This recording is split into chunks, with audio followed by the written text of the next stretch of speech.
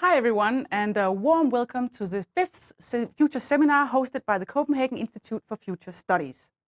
So, in this edition, we're going to dive into the future implications of the metaverse, and more specifically, how it may impact our lives and the way that we work.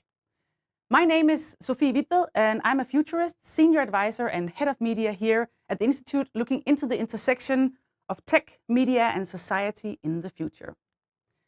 To those of you who might be new to us, I should briefly say that we're an independent, non-profit futures think tank founded back in 1969.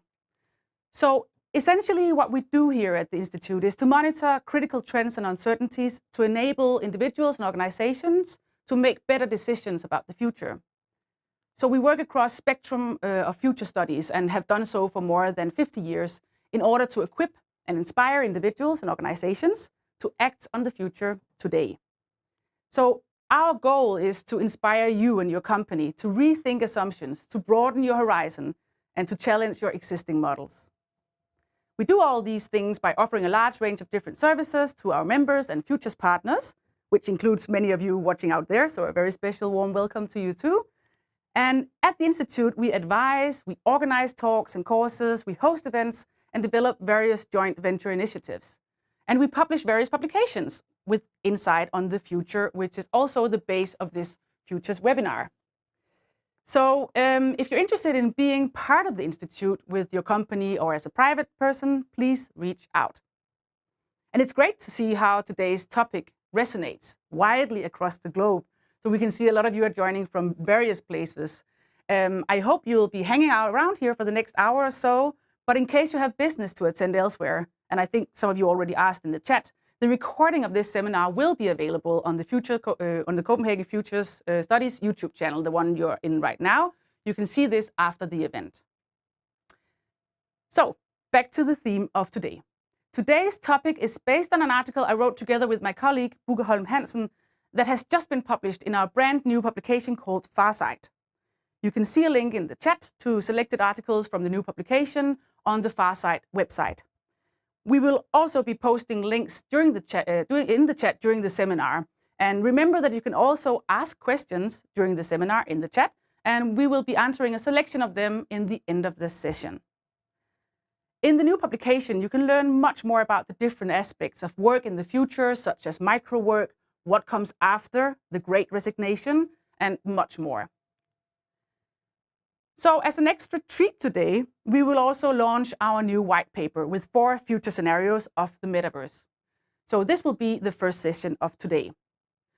We have also invited 2 phenomenal people that work with different aspects on work in the metaverse. So before I move on, I'll briefly introduce them. First, we have Mads Troelsgaard, CEO and co-founder of SynergyXR. It's a platform that supports companies in establishing their own presence across augmented reality, virtual reality, and mixed reality.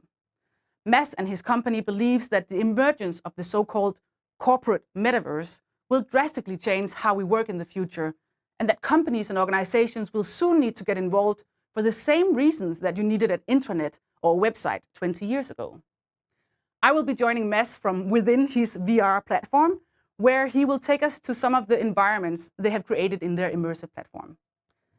So after that, to round up the seminar, you can meet Brian Dolan. He's the CEO and founder of WorkReduce, an on-demand solution for staff augmentation in a digital and virtual workplace. He's imagining a future where the gaming and professional work will intersect. So picture this. You turn on your Xbox or strap on your VR headset, and then being able to supervise autonomous vehicles or factory robots while getting paid in real time through decentralized financing. At the same time, building work history and credentials available as NFTs, the non-fungible tokens, or fully distributed and cryptographically signed objects. So Brian, he will be diving more into the world of Web3 and the new workflows where X to earn gives new alternatives to traditional ways of working. And don't worry, if you're not familiar with all these terms, we will guide you through them during the talk. And you can also ask questions in the chat, where we have a group of experts who will also help you guide through this. So once again, a big welcome to this edition of our Futures seminar. So, the groundwork for the development of the metaverse is being laid as we speak, with a steady merge of our physical and virtual lives. We're seeing an increasing number of immersive technologies that are already being used by some first-mover organizations and companies in collaborating, learning, and meeting in virtual environments. But what can we expect to see in the future? Some of the questions that we will be exploring today are: what are the different future implications of work in the metaverse? What is the difference between the immersive metaverse and Web3? What is a corporate metaverse anyway? What structural changes might we see in our workflow? And what can you do as a company today to get metaverse ready? So, moving on to the launch of our new white paper with future scenarios on the metaverse. I'm really excited about this paper, since we have been working on the white paper for at least a couple of months.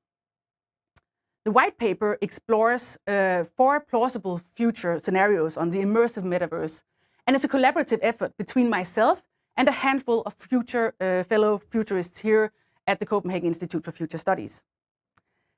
It's developed to challenge and inspire perspectives on the future of the metaverse and help you and your organization to get a better and deeper understanding of the critical uncertainties shaping the metaverse. For those of you who are not familiar with working with scenarios, it's important to know what they are, but also what they're not. Because scenarios are not predictions of the future, nor do they generate futures to which we should assign a probability. And they're not strategies in themselves, but they provide an insight for further discussion. So scenarios basically are plausible narratives about potential futures that can create a common framework for understanding and discussing critical strategies and strategic uncertainties and future challenges.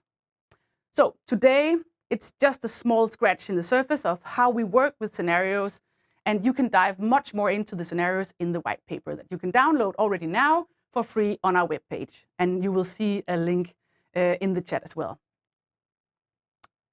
So many of you most likely are already familiar with the term the metaverse. But in order for all of us to begin at the same page, I'll just quickly introduce how our current view of the concept is here at the Institute. So in our view, the metaverse overall is the seamless convergence of our physical and digital lives.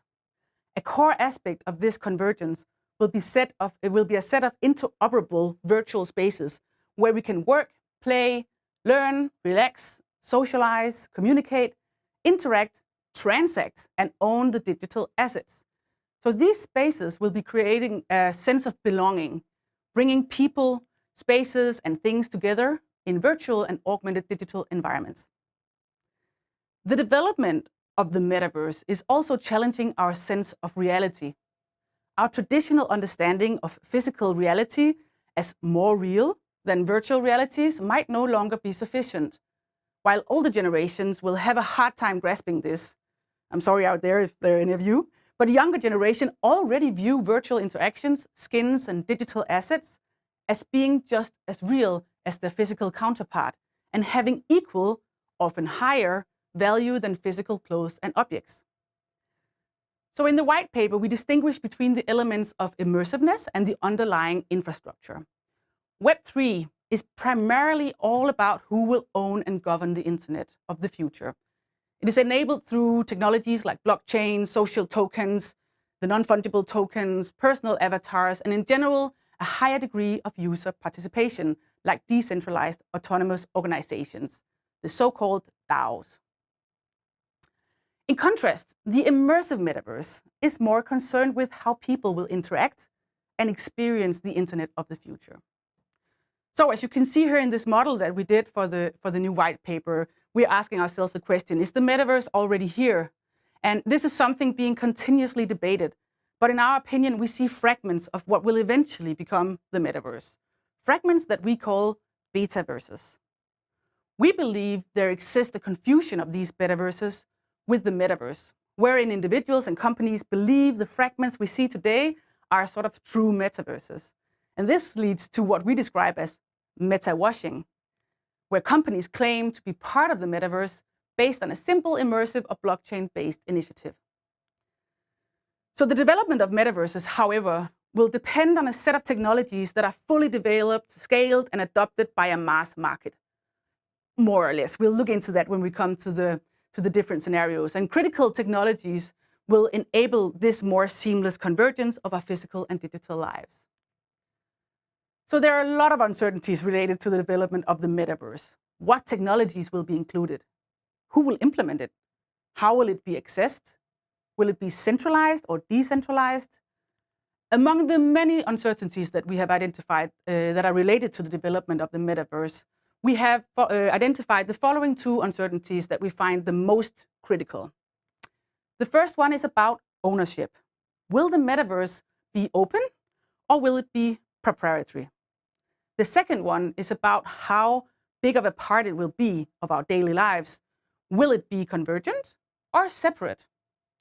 So what does these two uncertainties mean? The first one is whether we will see a universal metaverse to be created around open, non-proprietary protocols, much like those that govern the internet, the email and blockchain-enabled technologies like Bitcoin, Ethereum, and other cryptocurrencies. Or will there be several centralized, commercial and proprietary metaverses, quite possibly with one or a few being dominant, the way that we are seeing in the Web 2 era, Google being the dominant search engine, Facebook and TikTok the dominant social media platform, Amazon the dominant e-commerce platform, and YouTube the dominant video sharing platform. The other uncertainty that you see here is convergent versus separate. Will the metaverse become our universal default virtual 3D interface to online content, products, and experiences? Much like the World Wide Web is the predominant two-dimensional interface today. Or will the metaverse be one or more separate entities through the World Wide Web or apps where people go at times for very specific purposes? So if you combine these two uncertainties in the classical 2x2 scenario axis, which is one of the methods that we work with at the Institute, we will get 4 different scenarios. So moving into the scenarios. The first scenario is both open and convergent, and we call it the free metaverse. In this scenario, we see groups of interested people, some voluntary and some commercial, that come together to create a metaverse that they see as the replacement of the World Wide Web. A new decentralized, interoperable go-to interface to the next internet, one that blends the physical world with the shared virtual world using various extended reality technologies. This scenario incorporates blockchain technologies that enable decentralized proof of ownership of both digital and physical assets, using the up-to-date versions of NFTs, smart contracts, and payment systems, allowing seamless payments all over the metaverse. In this scenario, we see a new range of business models where decentralized autonomous organizations own many of the big brands, and where the new Web3 native brands have become the biggest and most powerful in the world. The next scenario is open and separate, and we have named that the Nerdverse.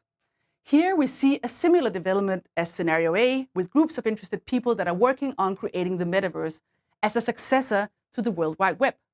But a sustained interest turned to be limited once the initial curiosity has passed. Much like earlier metaverses, like Second Life, the metaverse does not offer anything that most users feel they really need.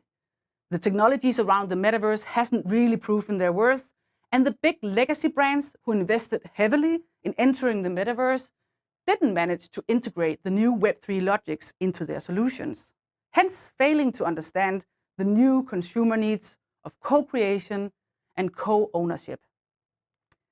An example of which was Nike suing Web3 creators in the early days of the metaverse that eventually resulted in a lot of users not supporting their Web3 solutions. Hence, the metaverse in this scenario is a world where the ideology of Web3 failed because of politics and power struggles of the new virtual economy. Since the metaverse is only for the few, it is often jokingly called the Nerdverse. So this image becomes self-reinforcing, since only self-proclaimed nerds want to use a Nerdverse. The next scenario is called Beta versus Disunited, and is both proprietary and separate. So, in a rush to cash in on the somewhat nebulous hype of the metaverse, a dozen of major big tech companies each come forward with their own products that they say is the metaverse. Superpowers like China and Russia, they make their own public censored versions. Almost all they have in common is the use of virtual 3D metaspaces that can be accessed by various extended reality technologies, as well as more conventional interfaces. So none of them aim to replace the World Wide Web as a general internet interface, but are basically virtual social spaces where you can represent yourself with an avatar, interact with others in the public and private metaspaces, and buy all sorts of things from virtual marketplaces. And the company, of course, behind the individual metaverse all take their cut of the transaction. The last scenario is called one metaverse to rule them all, and is both proprietary and convergent. As in scenario C, many big tech companies rush to build their own versions of the metaverse. However, one of them quickly becomes far more popular than the other, either because of better functionality, better conditions for the creators, having the best advertisement campaigns on the right channels, or simply being a successful first mover. This popularity becomes self-reinforcing as the greater income acquired from the greater popularity allows continual improvement and expansion of the functionality and experience of their metaverse. This happens to a degree that the competitors simply can't follow. And of course, users want to go where other users are. After all, it isn't much fun bowling alone. There you go. This was a quick introduction to 4 different scenarios for the future of the metaverse. And pay attention to the fact that scenarios will rarely play out in isolation and will most likely unfold in a mix of these different scenarios. In the white paper, you can dive deeper into the implications for each of the scenarios, and you can also find some of the questions that we all need to ask ourselves when it comes to shaping the metaverse. So, moving on to the next session of this seminar, we will be looking further at the implications on work in the corporate metaverse. In this session, we're going to invite you to join one of the immersive solutions that are already being used by companies around the world. Mads Troelsgaard, co-founder and CEO of SynergyXR, believes that a paradigm shift is underway and that the metaverse will radically change our lives, including how we work. He and his company anticipates that in 10 years, 80% of all companies will have a presence in the corporate metaverse. I had the pleasure to meet him avatar to avatar inside the SynergyXR immersive platform last week to a discussion on the future potential of the corporate metaverse. So get ready to visit 4 completely different virtual environments and get insight on how you as a company can use the immersive spaces. And look out for links in the chat during the interview, since we will post some of Mads's recommendations of tools that you can use already now to become metaverse ready. So without further ado, let's go into the corporate metaverse as envisioned by SynergyXR.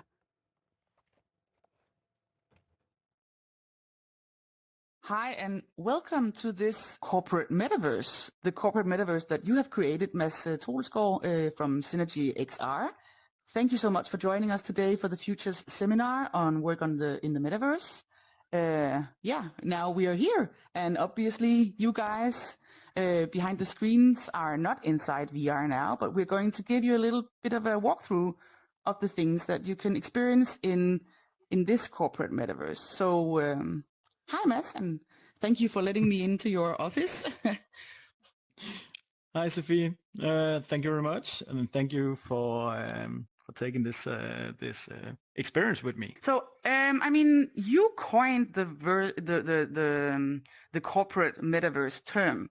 Could you tell us a little bit about what you believe the corporate metaverse is? So, first of all, companies will not, jump into an open metaverse where everything is shared and nobody is in control of it. Companies look very different at this. They need to be in control of their own data. They need to protect their IP. They need to protect the businesses. So they need a more controlled environment for building their corporate metaverse. And that's basically what we have built here with our XR platform called SynergyXR. That is a corporate metaverse builder, if you like, where a company are able to create environments like the one we're in right now. It can also be totally different environments, but they are able to build it themselves and basically drag and drop. It's a no-code platform where they can create their own experiences, both in augmented reality, but also in virtual reality and mixed reality on the HoloLens. So we support all these different types of devices, XR devices. Of course, if you don't have an XR device, you can also join from a desktop computer, basically, of course. Exactly, because also we're placed in different parts of the world, so we don't, we can talk to each other now. I can have the interview with you without us being physically together. So this is a really cool experience for me as well. So you believe that the emergence of this corporate metaverse will drastically change how we work in the future, and to keep up with the competition, all companies will soon have to establish their own corporate metaverses in here for the same reason that companies needed the intranet or a website 20 years ago. So this paradigm shift that is underway that will in many ways radically change our lives, including how you work. How do you see this is sort of happening? How are we doing right now, and what can we expect in the future? Well, we're already seeing a lot of interest from companies that, is investing and started to invest in like the metaverse in a more corporate metaverse, of course, but also in the open metaverse where there's new sales channels opening up and stuff like that. And I think over the next decade, yes, it's gonna have a huge impact on all companies, like the internet did. And back in 1991, when Tim Berners-Lee published the first ever website, nobody had no clue about the impact of the internet would have like 30 years later. For example, could you imagine working without internet today? I don't think so. We're so addicted to the internet today, to the way we communicate, collaborate, and basically live our lives also in social medias. So basically the way we interact, and like we are right now, we are now in the new version of the internet, basically, and that's what we'll see and adapt to over the next decade. So today we're going to experience a little bit different environments, different spaces, meta spaces, as we call it at the Institute. So maybe we should jump into the next experience and see what we'll have there. Welcome to another environment, another space that you have built for a client in Denmark. So could you tell us a little bit about this virtual space? Yes, of course. So this virtual space is a true copy of Bedre Waterworks. So it's a water plant, and it's built for Grundfos and also for Aarhus Water. It's a true copy of an actual site that is based like 20 kilometers from the center of Aarhus city. And it's built up around the BIM model of the whole plant. So everything is exactly like it is in real life out there. It's just a virtual copy of that. This space, this environment is being used today for educating and onboarding new employees about what it will, what they can expect to see once they go out. So before they had this opportunity to go into virtual reality, it took a lot of planning ahead, where you had to travel to a space like this. And there was a lot of calendars that need to combine also with the water plant, when could they access this, and basically a lot of traveling also to the water plant. So a lot of wasted time basically to get out here to see what it would look like, and then being educated around how it works. So I can just take you a tour on some of the places here and what it means to be around. Great. Mm. We can start with jumping down here. Oh. There you are. There you are. All right.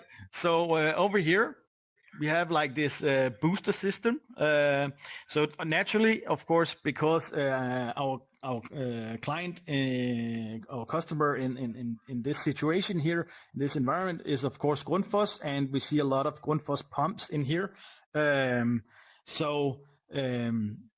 This is like a booster system where you can also see there's an animation about where the water flow, the water flows through the whole system, and you can see this water flow in basically all the pipes in here, and they actually use this for like I mentioned before, educating new employees or onboarding employees in how it works. So right now the way it functions is that there is a trainer. He is actually based in Køge in Copenhagen, and then all these kind of different new employees jump in and meet as we're doing right now, and then they walk around in a tour with him where he explains exactly how the different pumps and pipes and valves, how it all works, and like these pumps that pushes the water around. If we go over here in the corner, if you follow me, basically the whole, the whole system is being explained in these different sites where he walks around with them. And I have to be honest, I haven't been on that tour. I haven't been with him on that tour. So I'm not an expert in this room at all. But I really, like what they built here, and it makes totally sense. But yes, we can jump out to another location as well. So maybe we should go to a room where import a scan where we can actually visit Ebeltoft old city town hall. I made a scan this weekend, so basically I can invite you in now. Creating a scan like that only takes a few minutes, but let's jump into it and I can do some more explanations in there. Great, let's do that. All right. So here we are in a new space that you told me that you have created yourself when you were visiting Ebeltoft a week ago, and actually this is not something that you have done sort of as a part of a job or anything. It's just your own sort of scan and then taking your sort of vacation memories with you in 3D. Which is really interesting. So can you tell me a little bit about the experience you've created in here? Yeah, so in the weekend, me and my family went to Ebeltoft, which is a small cozy town in Jutland here in Denmark. And so this is kind of a new thing to me. I've been doing it for the last half year, doing a lot of scans. Of course, I do take pictures and images, and videos and stuff like that of my family vacations. But I've now started also to do scans, 3D scans with my iPhone 12, where it has this LiDAR sensor in it. So I'm able to actually do scans with, like basically you do with images. It's just 3D environments, copies of the real world. So this weekend I went to Ebeltoft and took some. I went to this old town hall they have up there. It's a museum. It functions as a museum today.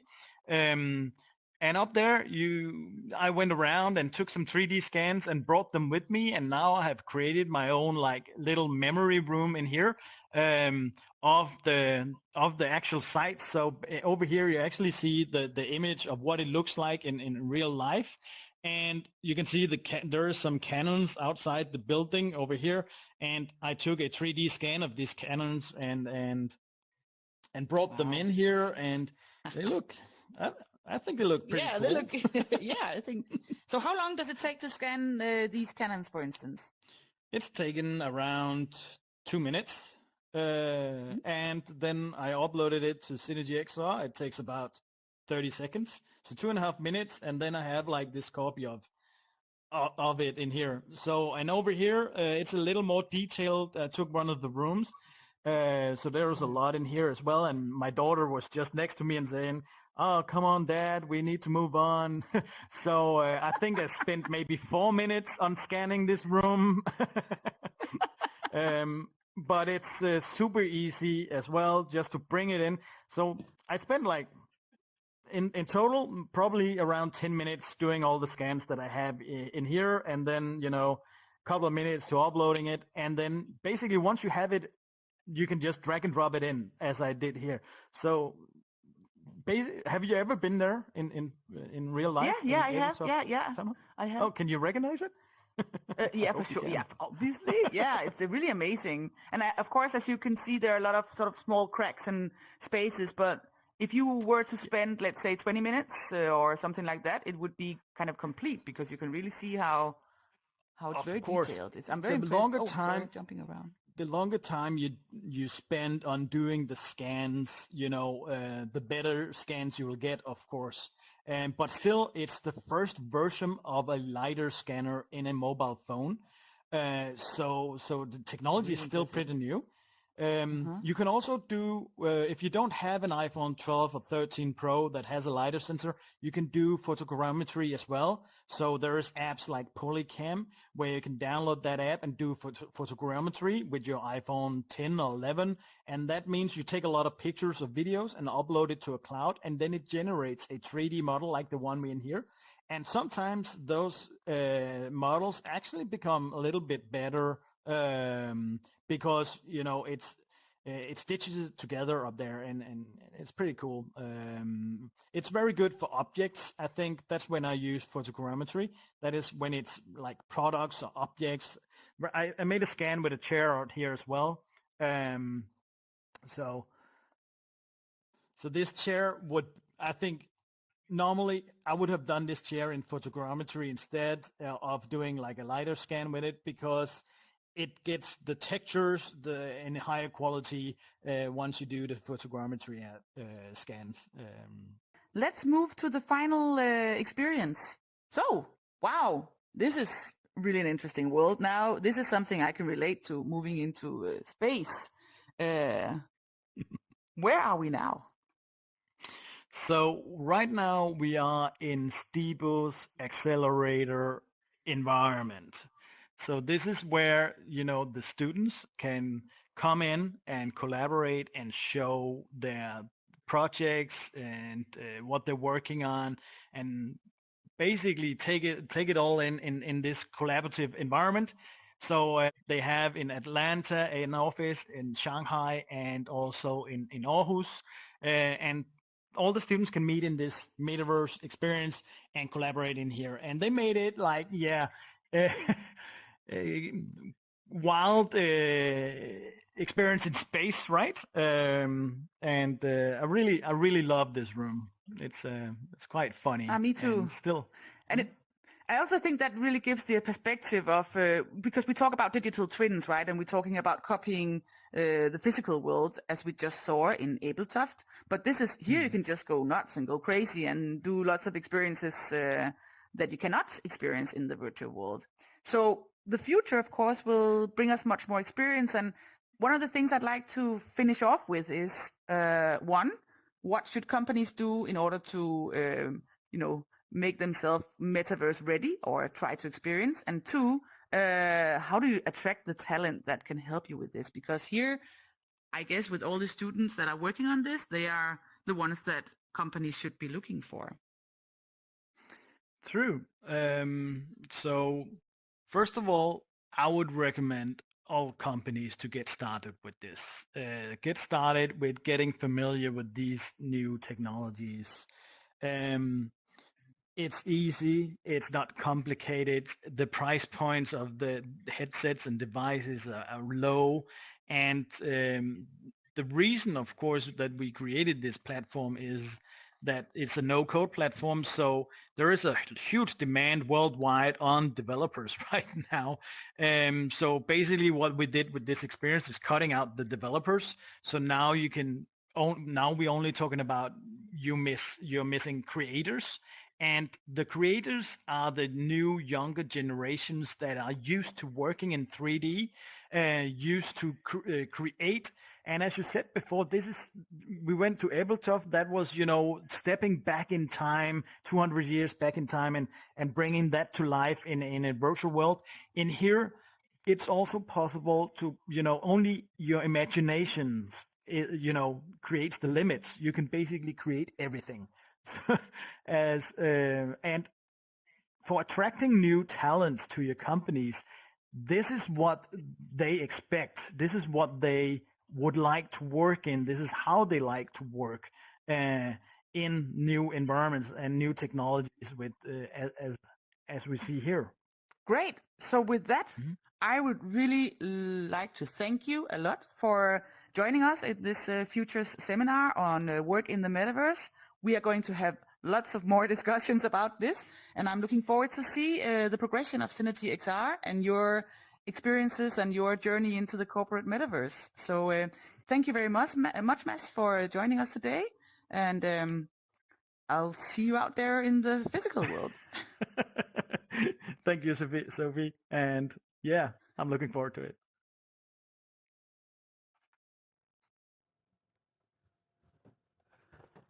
Phew. Wow. So welcome back to the physical world of Copenhagen. We hope you enjoyed the time in the virtual world. And remember that you can also read an extensive interview with Mads Troelsgaard in the Farsight magazine. A link will also be dropped in the chat. So our next guest is working on a set of quite different implications of work in the metaverse. Brian Dolan is the CEO and founder at WorkReduce. So welcome, Brian. We're going to have a talk with you about the infrastructure and the new workflows in the metaverse. Because the metaverse might not only enable us to work in new ways, but might lead to entirely new forms of work as well. So we might see an infrastructure governed by systems and software rather than people.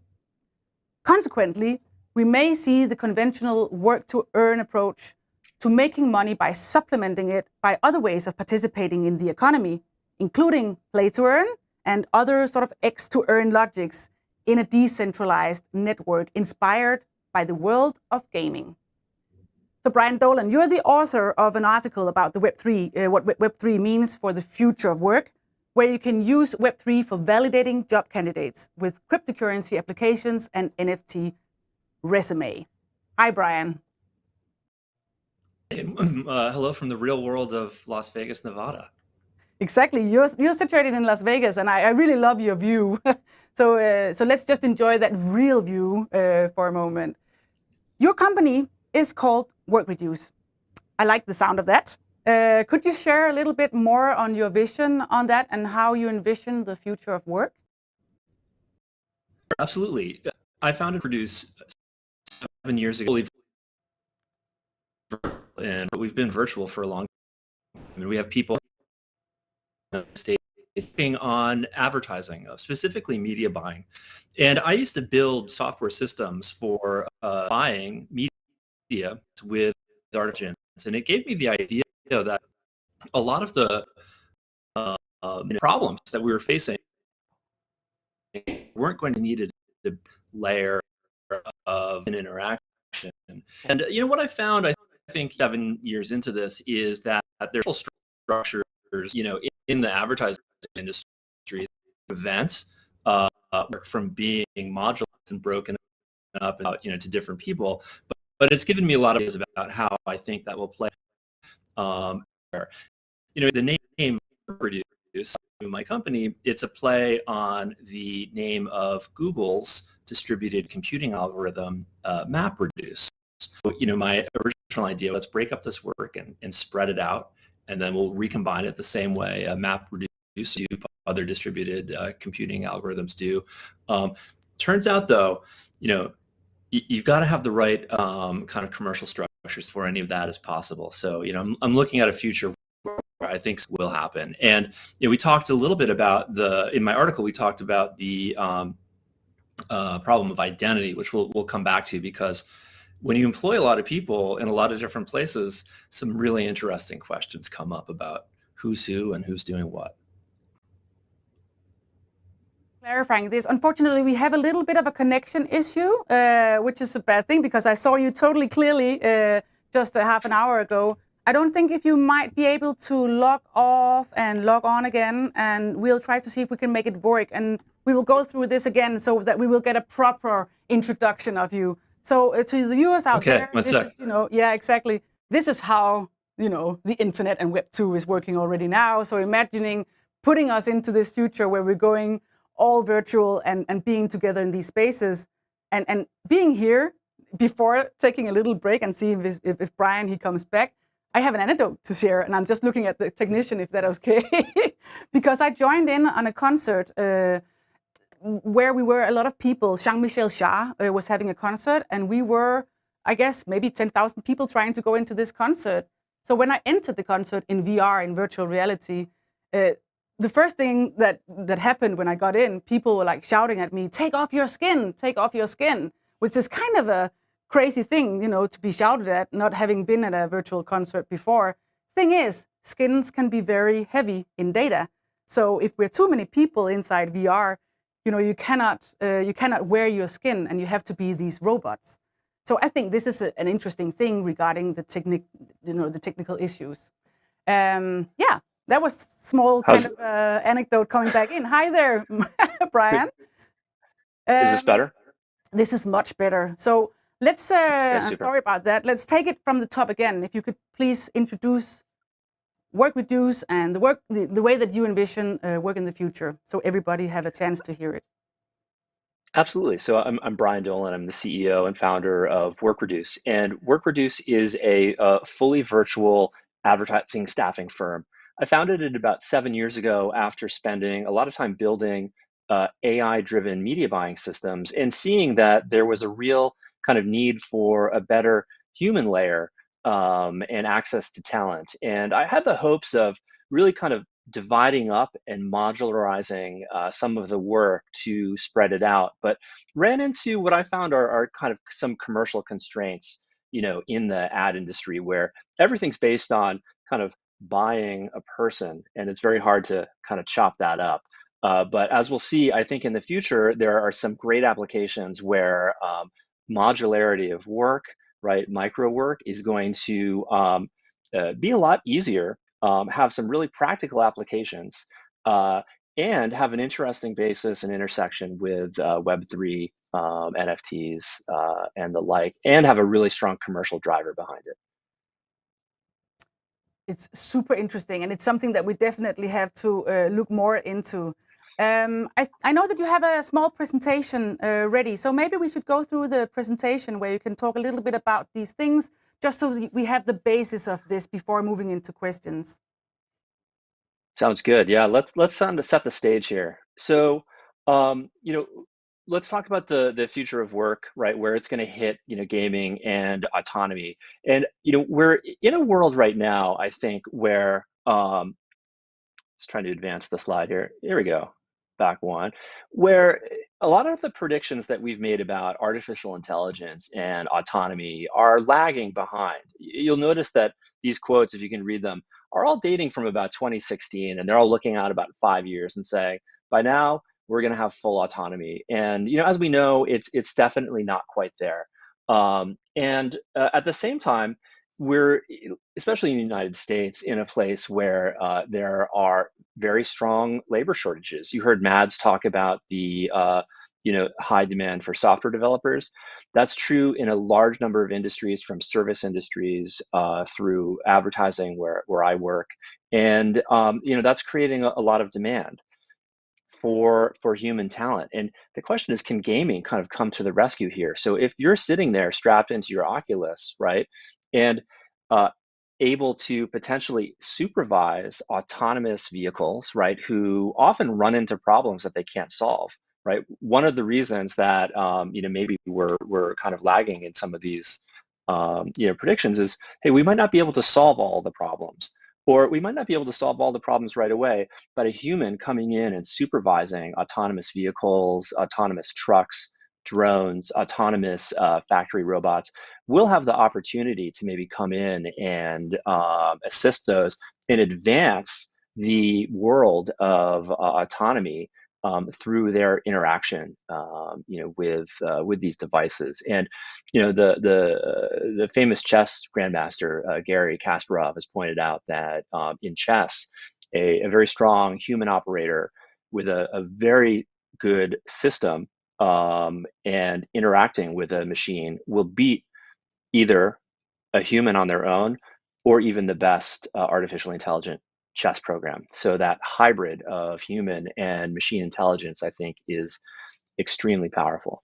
And then there's the real questions about it. Like, and these are things I run into every day. Who's who? If you read my article, there's some funny anecdotes, right, around, whether you know if somebody's actually doing the work and if it's the same person that you think you hired. We all hear the anecdotes about people working 2 jobs at once, one for Google, one for Facebook, and making buckets of money. And then there are these questions about how people get paid, which I think is very interesting as well. Wow, it's really interesting with the perspectives of this way that we're going to work.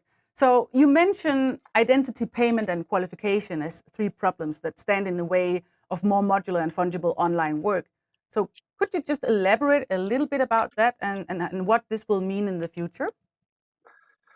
Sure. I think in practical terms, knowing who's performing work right now, it's a very kind of like loose system. We ran into an issue where we had a guy.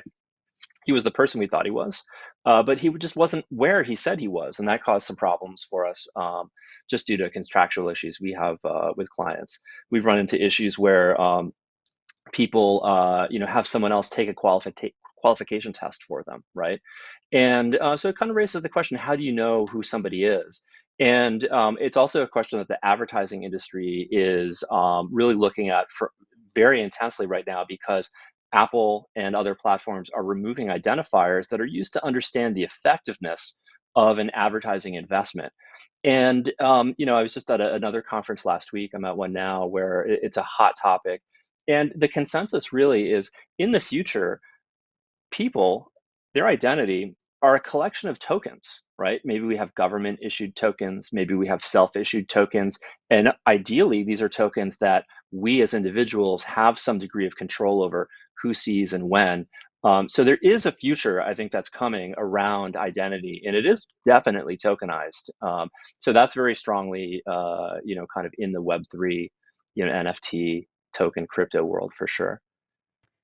And there are many, both utopian, the whole open metaverse, free metaverse, but also dystopian scenarios for the metaverse, and also for this kind of if everything is tokenized and our identity becomes something that is very easy to sort of to qualify, there might be some issues with the privacy. There might be some issues. There sure could be. There might be some kind of dystopian scenarios. So, since you're working so heavily in this field, what are your personal or sort of the company's utopia and dystopia? Could you talk a little bit about that and your thoughts on that? Well, when I saw your quadrant of the scenarios there that you were laying out, I was reminded a little bit of a roulette table here in Las Vegas. And, no one really knows, I think, where this is going to play out in terms of how, utopian or dystopian it is. I think what we can say is, if we look back at, earlier scenarios, Web 1, Web 2, and now we get into Web 3, or, things just like cloud, generally speaking, people and businesses really care mainly about outcomes, right? In Web 2, nobody really wanted to, get into all the APIs and all that stuff. They wanted to share their photos on Flickr, right?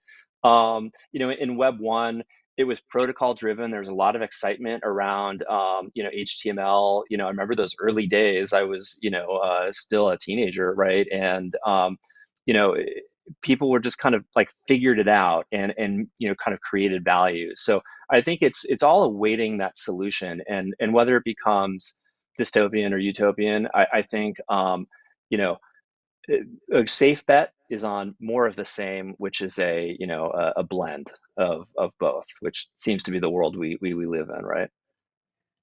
I totally agree. And I remember when I was working at an internet cafe back in 1996 or something like that in London, which was very futuristic, right? But I didn't want to do an email because I was like, oh no, I don't want to share my identity. So I called the email something completely different. And I think we're seeing the same thing right now. We're a little bit afraid of this thing with the avatars in making them, personal and identifiable. But we're definitely moving, the scale here is moving a lot, I think. So one question also, how do you see a typical day of work in 2030 in the metaverse? If it goes the way you envision, which will be this blend between the dystopia and utopia. And also just to say a comment, working with the future here at the Institute, we're also all part at shaping the future. So of course you have to sort of have an idea of what is the product that you're shaping doing in the world. So how do you see a typical a day of work in 2030? Well, I think the opportunity that I'm most interested in is really people being able to kind of remotely join with machines to get things done, right? So, imagine, you're logging on to work one day, right?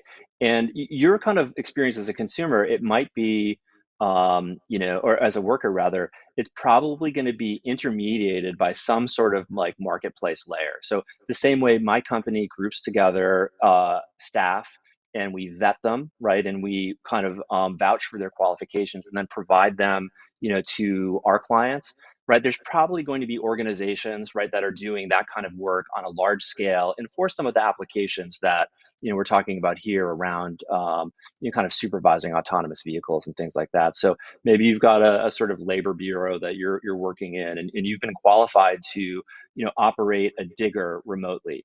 And maybe these diggers are, in a place where there's just not a lot of people who can operate them. And then you can strap on your headset, right? Maybe your VR gloves and sit there and drive this digger around and move some dirt, right? Those are things that are never going away. The real world applications of being able to build these buildings behind us, right? Or drive cars around, move freight and food, like that's all very real. But will we have to be present for it? I think not likely. So you're going to have a series of things that you're qualified to do, right? And then you can just log in and hop in and do those things. And maybe it's supervising a remote taxi. We know that here, at least in the US, a lot of the legislation is pointing to requirements for being able to like summon a human in an autonomous vehicle, right? So you could be that person who's on call for when the taxi kind of gets stuck and somebody's got to remote in and solve the problem, right? Wow, interest to be summoned up. What do you think? Because we're talking a lot about technologies here as well, and one technology is not the metaverse. So the metaverse, of course, is not VR only. What are you looking into AR as well? How do you see the distinguish? Or holograms is also mentioned in the chat.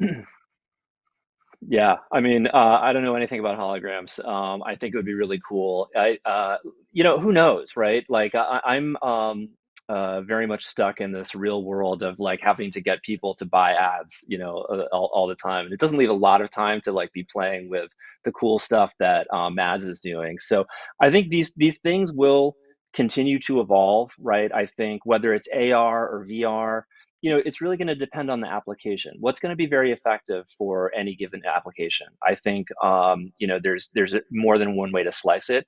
And again, it's people and businesses are going to be looking for the killer app, right? They're not going to be like, oh, it's got to be VR, it's got to be AR. It's going to be whatever works, right? And, there were, prior to Facebook, right, we had all these different things. We had MySpace and we had Friendster and whatever. And like something about Facebook, it just clicked and they were really able to scale that thing. And we'll see the future play out like that, right? People will be building around some of these frameworks. Something's really going to click and then it's going to accelerate, whether it's Mads VR thing or maybe it's more of an AR. It's really going to depend on the application. I think there's great opportunities for all of them. Obviously, AR maybe being a bit more present, right? I know people right now, for example, who are working on, AR tools for the guy who comes and repairs your dishwasher, for example. So he can pull up on his headset, pull up the documentation, see pointers on that, right? Those things are happening right now. And there's always going to be the need for people to be in person. So AR is there. But VR is, clearly, like, we've got a generation of kids growing up in Minecraft and Roblox who are super comfortable, in that world, way more than all of us older folks are. And that's obviously, here to stay. Great. Thank you so much, Brian Dolan, for taking your time to explain some of your visions for us with the future of work and Web3. And I know that people can contact you if they want to know more about this, and I guess they can check you out on LinkedIn as well. So thank you very much for joining from Las Vegas. My pleasure. Great to be here. So to wrap up the sessions from today, I'll try to sum up some of the key takeaways for you to take with you. Definitely, we need to take the metaverse seriously, and also in a corporate perspective. The metaverse will affect most companies in one way or the other in the future. And you can start already now to become metaverse ready. And I really emphasize this when I go out to companies and talk to them about this. Dip your toe, buy a VR headset, try to buy an NFT, get a wallet. You'll know what I mean when you try this. There are many, many things that you can do to sort of just experience a little bit of what this whole idea of the movement towards the metaverse is, because we believe that it's definitely something of the direction that we're taking. Also, be curious and explorative, but don't forget your common sense. We see a lot of companies that are being burned, sort of moving into the space without really understanding it. And finally, please reach out if you would like to get an introduction in your organization on how the metaverse might affect your organization in the future. So remember that you can always access all the great research that we're doing here at the Institute around the future as an individual member of Future's partners. So feel free to contact us and hear more about the possibilities to become part of the Institute and get access to our knowledge. This time, we looked into new technological progression. The next time, we will be looking into how we can rethink our relationship with nature. The future of humanity is intimately entangled with the health of Earth's ecosystem, for better and for worse. So the upcoming Future seminar will explore this connection and examine the risks we take if we do not shift course from exploiting to regenerating. We investigate the new frontiers of biomimetics and the potential for innovation found in nature, ecological forecasting, and a future where nature has rights comparable to those of humans. So keep an eye out for the Institute channels on more information on this, and make sure you sign up using the QR code on the screen. We have reached the end of this Futures seminar. Don't hesitate to reach out if you wish to continue this conversation on the metaverse. Bye, and thank you for tuning in.